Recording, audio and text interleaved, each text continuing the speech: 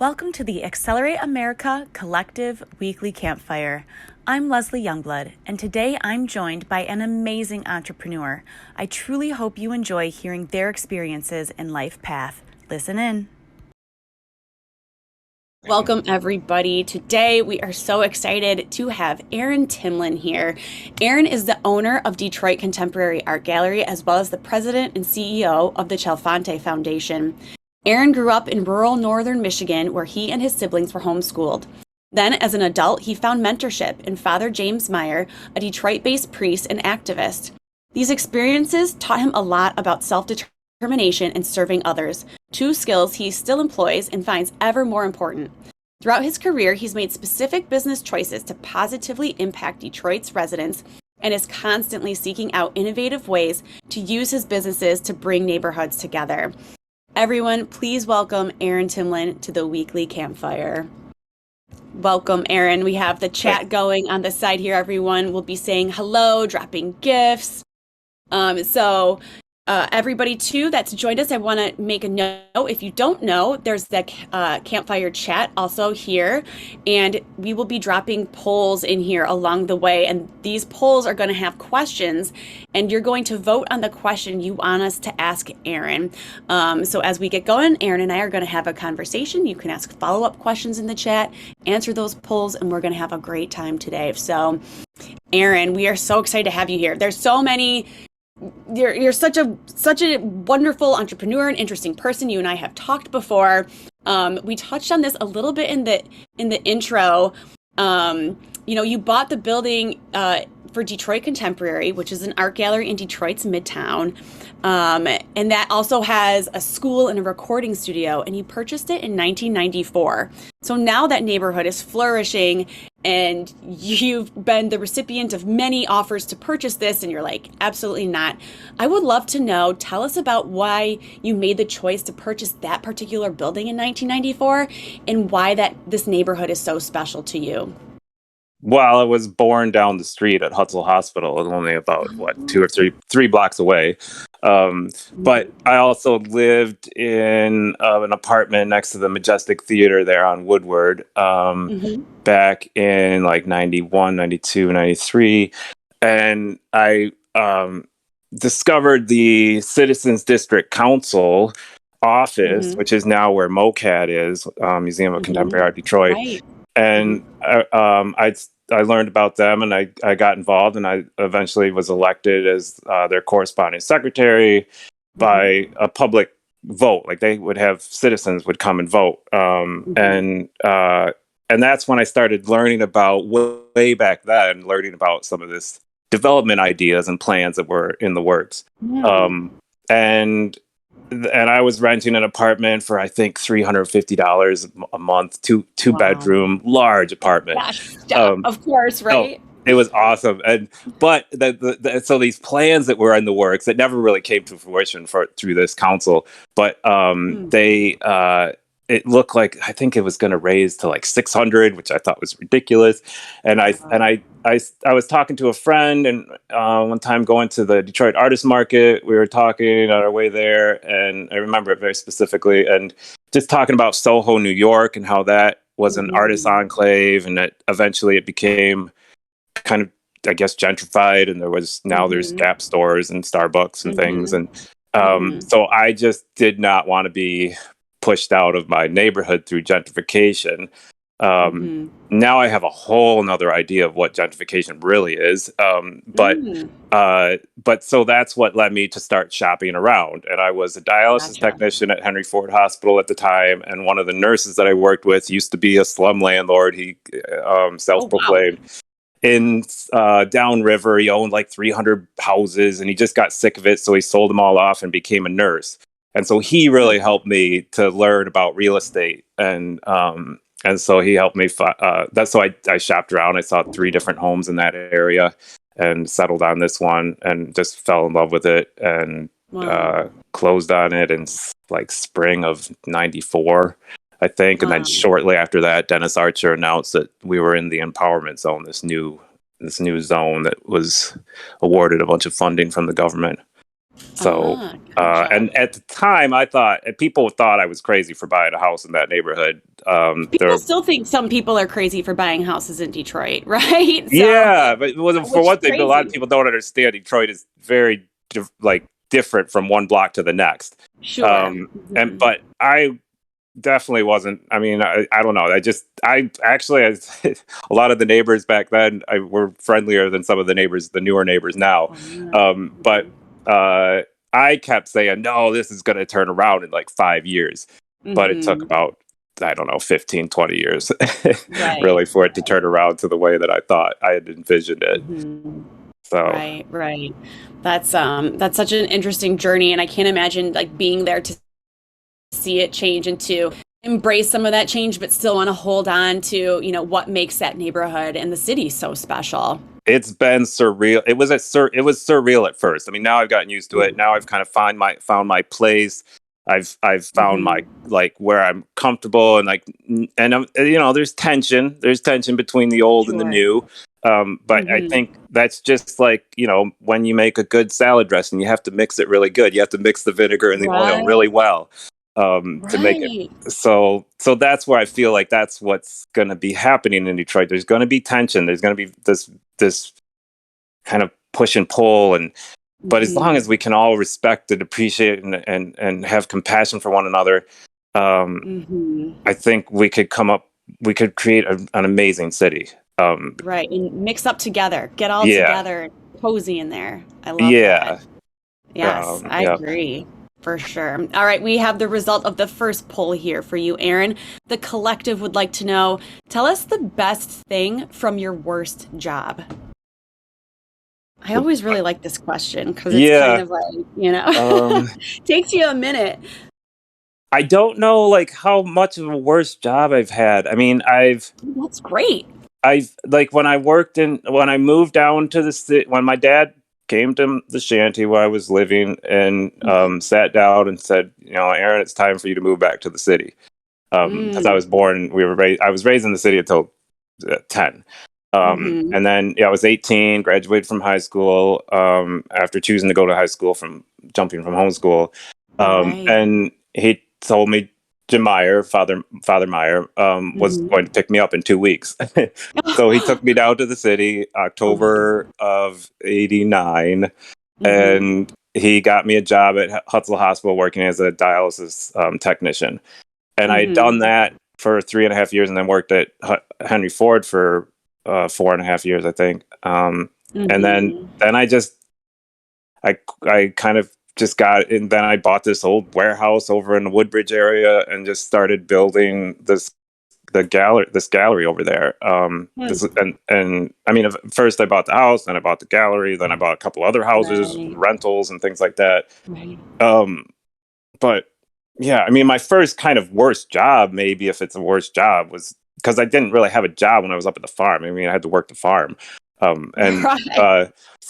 but I did have do a ski resort that was in town, and that was just Hmm. I think I was making $2 an hour or something like that, Wow. outside out of a snowmobile, just Hmm. cold. I don't really like the Hmm. cold.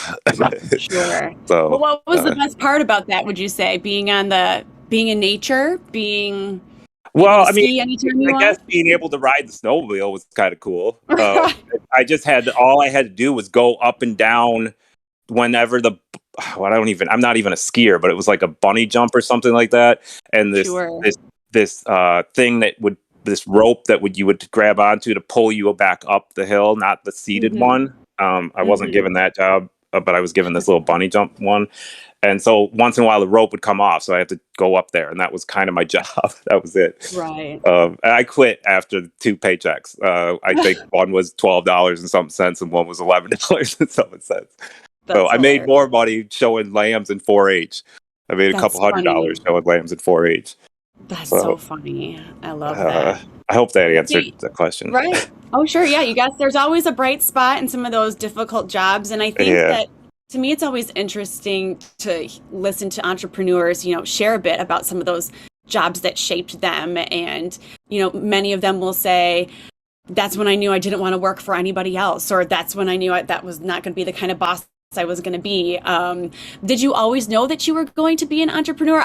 You're such a serial, simultaneous entrepreneur doing so many things like with the gallery and the Chalfante organization. I would love to know a little bit more about like your background with entrepreneurship.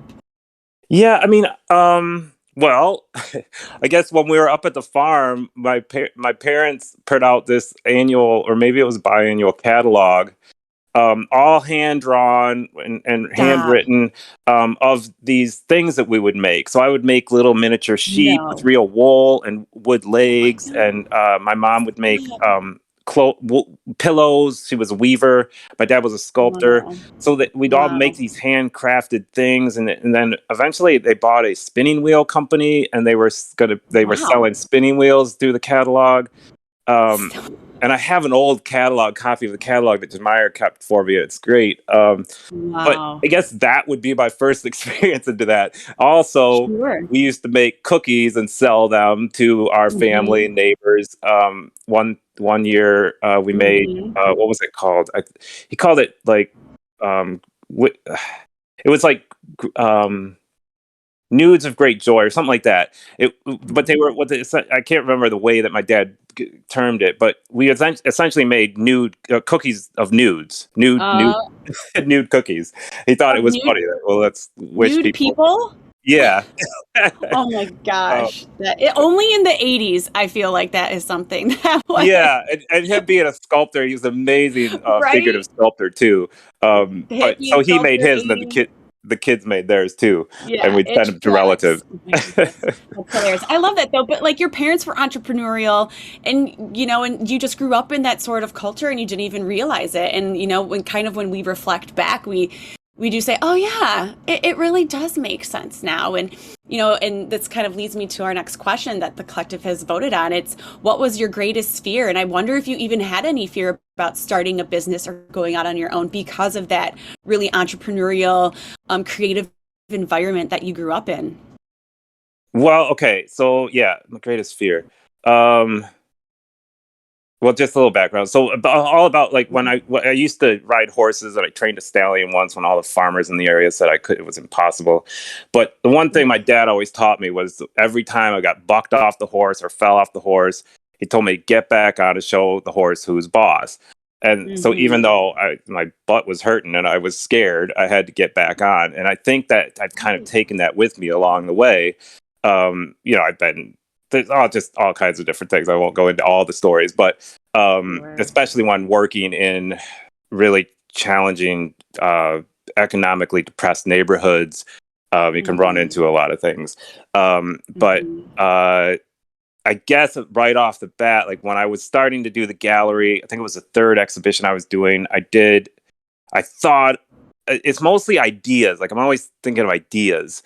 Mm-hmm. And I don't necessarily think of entrepreneurship, but um, I just thought of this idea to be, because the exhibition was called Naked, and it was all artists Mm-hmm. were doing the interpretation of that, whether it was emotional nakedness, physical nakedness. Mm-hmm. And so I thought of this idea of going out on the street, where you stand, where you see people stand with their "Please help," you know, Mm-hmm. signs. And so I stood at the Mm-hmm. corner of the exit ramp where at Warren and 75, and I had a sign that just simply said "naked," and I was only wearing boxer shorts, and I think it was in the middle of March. And I was scared. I was so scared, but I also knew that if I didn't do it, then I would let that fear like control me, and Sure. and then if and also doing plumbing, I kind of consider myself a plumber, and Mm-hmm. I understood that would eventually lead to clogging of my ideas and clogging things. Mm. So facing our fears and Mm. with these ideas that we have, and sometimes it's good. It is good. My dad would criticize me constructively on some of my ideas, and we'd talk about them, talk through them. And sometimes Mhm. I decide to do it, and sometimes I wouldn't. So then eventually it Mhm. evolved to me walking to New York in a box, like, about a year or so later, which Stop was it. all You kind of walked to playing New off York that in a whole box? what's that? You walked to New York City in a box from Michigan? Yeah, I walked from the DIA to the Met, which Was was it to kind raise of awareness? what's that? to raise awareness for something, Erin? Yeah, it was raising money for kids' arts programs in the neighborhood where I was doing the gallery. And so I was taking Wow. pledges per mile. So it was like about 700 miles. And it was 48 days that I was walking, which Wow. I lost pretty much every toenail. I didn't Oh, realize goodness. that can happen when the runner friends of mine, assured me, no, they'll grow back. Don't worry. Oh my Um, goodness. I got poison ivy. I got bottles and stuff thrown at me, but then also I had people stop and give me food and money. And once they learned what I was doing, and every Sure. police, every state trooper, like they all stopped me. But then Gotcha. Man, once you I have knew it, no fear, I feel like, Erin, when it comes to exploring an idea or executing upon it. I feel like that's truly no fear. I don't know if I could say, many people would choose to do some of these things. And I think that maybe it's tied back to getting thrown off that horse and that you have to just do it and to go. And I do think that's so interesting too, what you said, well, fear is like a plumber. yeah, You have to fear. keep going. You don't want to get Yeah, plugged you don't up. want it to clog up. Like you can't, like you want to use fear to pivot you, to push you, Mm-hmm. not to Mm-hmm. restrict you. And I think Mm-hmm. we interpret fear as a bad thing when it's really not. Like fear for, I mean, I've also do acting, and I've written and produced a few plays, and that. So knowing the fear drives actors, like the stage fright and things like that. A good actor will Mm-hmm. take that and just use that to I don't know, Have a no pun great intended, but to performance. Have a accelerate. great performance. Yeah, I like it. I like that Yeah. pun. so, That's perfect. so, Yeah, that's a really great point, and I think that there's common thought and idea in the mindfulness spaces. Nervousness slash fear and excitement are very similar emotions, and so yeah, to lean into the fear as a driver, fear as excitement. yeah, And also like it's like your, I just saw something that somebody said. It's like your soul telling you to do it, and it's a little scary because we're not used to being, shook a little bit out of like our norm, right? Like everyone right. just likes to like keep everything copacetic. But when you're a It's business owner, when you're an yeah, that actor, like when you're doing yep. those things, you have to embrace that unease. Yeah, because these ideas, our creativity comes from this spirit of ours that is kind of our purpose. Our major purpose is already Hmm. kind of, I don't know, kind of, I feel like predestined in a way. Hmm. And that's, but our ego is there to try to protect us and Sure. but we can't, it really shouldn't be listening to the ego as much. Um, Sure. and yeah, fear was really something that would just keep you, alert so that you Alive. don't get eaten by lions or something, or Right. a woolly mammoth doesn't Exactly. charge you over. Um, Exactly. Right. so we just have to apply it now to our current modern day of life, Yeah. and use it still as a tool. Very true. And Very so, true. So then whether you're walking in a box from Michigan to New York or whether you're, starting a new business or a new idea or venture, when do you think about quitting? Do you think about quitting at all, Erin? quitting what? Quitting life? Quitting the idea, like quitting your path. Like, did you get to the border of Michigan and Ohio and be like, yeah, no, I'm turning around? Or with the gallery, Oh, I know that we discussed one time there was an artist that was going to have a show and then they canceled at the last minute. Like, did you think about, well, I'm just not going to do something? And I know you pivoted, but tell me a little bit about how you handle maybe when those thoughts pop in, like, I should just quit, or do they just never pop into your mind? it's not quitting. I mean, because that's that whole back to that thing about getting bucked off the horse. You don't just stop. You have Mm-hmm. to get back on at least for a few minutes, so you can just Mm-hmm. at least show the horse that, okay, I'm in control, and Mm, don't do that again, or else I'm just gonna right. get back on again. Right. You're Um, not going to win, horse. I'm going to yeah. win. So in a way, you kind of do that, but I think I've really kind of embraced the, especially I had a brain surgery about 4 years ago, and after that, I've really just kind of embracing what's ahead, what just comes, and you just, if you, Hmm. and also I do, I've really gotten into meditation, and um, Hmm. it's just kind of, you gotta go with the flow. I mean, if Mm-hmm. you don't go with the flow, you're just going to get washed away. I mean, you're not Right. part of the actual thing that's washing. So I go Right. with the flow, and Mm. but you in doing that with your ideas and things too, and not everything works out. That's just Sure. you have where is it? I heard something somewhere. I don't know if it was one of those. Yeah, it was like a motivational cassette set or something. But they were talking Mm-hmm. about how airplanes navigate, like know where they're going, and they're like pinging Mm. all these different wrong ways to go, Hmm. to kind of guide itself. And I'm not. Wow. I wish I could remember exactly how they said it, but Sure. I just think of that too. It's like sometimes uh, it's better just to have. I don't know. It's better to have a lot of ideas, and some things just don't work out right away. But as Right. far as I don't think there's anything about quitting. It's more about stepping back and Pivoting. saying, "Is this the right Yeah. time? Is this the right thing to Mm. do?" When Right. when, Going when I with was that walking flow. to New York, it was after I got poison ivy coming into Cleveland. The only thing I decided to do was, okay, I'm not going to stay in the box anymore, because the idea was to sleep in the box Iterate. the way You out. iterated. Yeah. Yeah, so I just Mm-hmm. decided, okay, I'm going to spend a little money and stay at hotels, and Yeah.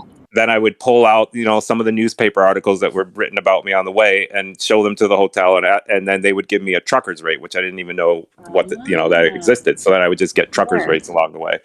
But Yeah. that was a more uh I had to decide that, because otherwise I wouldn't have made it. If I didn't get to be Sure. able to rest properly, soak my feet, take care of my toenails that were falling off, Right. um, Sure. then I Yeah. wouldn't be able to Wouldn't make get it. Yeah, you So wouldn't get to where you're going. That's a yeah, very, I feel, like apropos, way to relate to small business or business in general. If you stop, you're not going to get to where you're going. You just have to keep going. So yeah, and I think I that's don't think of it as quitting. Like when I left the dialysis work, it was just knowing that just wasn't where I was. That wasn't my passion. I was doing right. that temporarily, but I got very committed to. I get committed. I'm stubborn, and I commit. Really, I mean, I'm just Mm-hmm. a committed person. I commit, and also Mm-hmm. I loved the patients, and I felt like I'd be leaving them, and they loved me, Sure. but I just had to do it for myself, or that wouldn't have Yeah. been healthy. So. Yeah, for Uh, sure. All right, we got the last question from the collective here, wrapping up with Erin Timlin. And I feel like this question is really great since you just brought it back to that dialysis, job that you had. That was uh, all the way back then. And now you're here today. What has been the biggest change in you, Erin? Can you even pick something? um, you mean from, well, I From who have you were then to who you are now, what's the biggest change in you as a human and even as an entrepreneur, I think? I guess just a lot of what we just talked about. I'm just a little bit more, not trying to force things too much. Mm-hmm. Um, Mm-hmm. not getting really not getting discouraged. I hardly ever get too upset about things. Mm. I remember one time actually getting out of work from Henry Ford and going to my car, and had just previously been broken into, and the radio was stolen. So Mm-hmm. the little light detector didn't detect that I left my headlights on, so the battery Oh wore no. out. And so Jemiah had to pick me up, and I was trying not to get upset, or I was like recognizing at that point that I didn't want to get upset about it. And so that was the beginning of me recognizing about that. Mm. And Mm-hmm. but I think, having brain surgery, that was a Mm-hmm. big experience for me, a huge experience that I went through, and just had to go through it. Like, Right. okay, I'm gonna do it. I think what Mm-hmm. happened prior to the brain surgery was when I went to my mom's, who's a naturopathic doctor, and where I just came from this past week. Mm-hmm. But that was in 4 years ago, before the brain surgery. I went there for 40 days to have her help see if she could do something. Um, Mm-hmm. and I decided when I first went down there that I wasn't going to get the brain surgery. And I Hmm. didn't tell anybody that, but she kind of knew. And Hmm. it wasn't until the end of that time there that she convinced me she didn't want to lose me, and she convinced me to finally do the brain surgery. But the whole time down there, I was thinking of my life in like 3-year term, and because that's about when I would die if I didn't get the surgery. Oh my. And so that was amazing. That just puts everything in a whole different perspective, and it reminded me of a tape that I used to listen to that was living your life as if this year was your last. And it really just kind of reshapes things, reprioritizes, as you really start to think if you're wasting your time on stuff, or wasting your time on work, or wasting your time with certain people, and it's just really start to see what's important. Yeah, I think that, yes, that is so very important. And I think your journey and all the things you have been through is just remarkable. And, the endless lessons, from, when growing up to, going through the brain surgery to, being with Detroit Contemporary, the Chalfante Foundation. You've been through so much and accomplished so much, Erin. Tell us, what is next for you, for the Detroit Contemporary, for the Chalfante Foundation, as we wrap up your weekly campfire today? Well, I mean, you mentioned the studio. It's going to be a internet broadcasting studio, but also a cafe theater. And that's what we're really starting to work on right now. We're fine tuning, like we're really in like construction mode, with the building, the second floor of this building. And I'm really excited about that because theater really is one of my big passions. And so we'll be doing that, and then that's the kind of right now the bigger thing. We're also looking at starting to work with the Detroit Puppet Art Theater, try to bring them back to Detroit because they've been kind of pushed out of downtown with a bar that bought their building, and so we're bringing them back down. To this theater space too. Very cool. Well, we will look forward to those things. I know you'll keep the collective posted here in Discord. And we thank you so much, Erin, for joining us today. We thank everyone in the audience for joining us and listening in with Erin Timlin for your weekly campfire. Erin, thank you so much again. Any last words before we go today? No, this has been great. Thanks for having me. And I guess one thing is I always look back and say I couldn't have planned this better myself. So that's what we should look back on our lives and see it that way. Awesome. That's perfect parting words. I love that so much. And thank you so much, Erin. Thank you all for joining us. Have a great day. Thanks, guys. Bye. If you'd like to join the Accelerate Collective and attend future campfires, visit accelerateamerica.com/join and check out our future guests at accelerateamerica.com/campfire. Take care.